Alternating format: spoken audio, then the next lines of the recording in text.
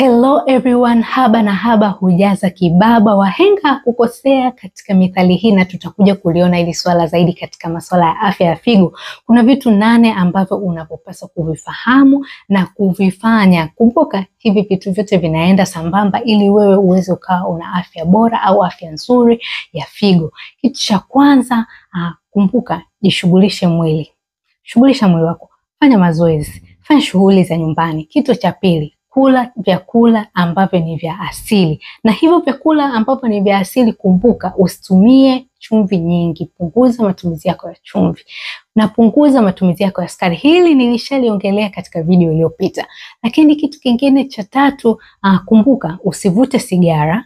Kitu kingine, tumia maji kulingana na mahitaji yako. Angalia maeneo unayoishi, mazingira unayoishi, uzito, shughuli unazozifanya. Je, unatoa sana jasho? Hivyo vitu vyote vinakuja kukuambia ya kwamba ni kiasi gani cha maji ambacho unaweza ukatumia kwa siku au 24 hours. Lakini kitu kingine, fahamu namba zako. Fahamu namba yako ya sukari kwenye damu. Mara nyingi sukari yako huwa inakuwa ngapi ukiwa na njaa, ukiwa umeshiba, ukiwa kawaida? Unapojua hizi namba zinakusaidia wewe kujua afya yako ina uelekeo gani. Lakini pia sio sukari tu. Fahamu namba yako ya shinikizo la damu, yani blood pressure.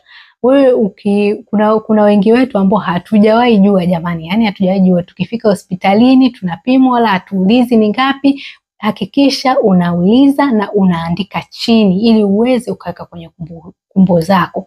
Lakini pia matumizi ya dawa ya holela holela. Kuna wenzangu na mimi hapa tukiumwa tu kidogo pharmacy, hatuendi kupata ushauri wa daktari. Ndio, kuna wataalam pale wa afya ambao wamebobea kwenye masuala ya dawa, lakini jitahidi sana kupata ushauri wa daktari na wa mtaalamu wa afya, na usinywe dawa kiholela holela, hususan zile sijui za maumivu kama ibuprofen na vitu kama hivyo.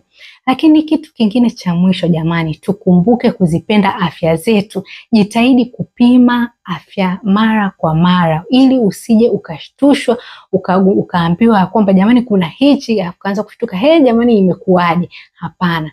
Unapopima afya at least mara moja kwa mwaka, inakuambia ya kwamba unaelekea kwa uelekeo unaelekea wapi, na ili tuweze tukagundua mapema na tuweze tukaondoa tatizo ambalo labda limeonekana au halijaonekana.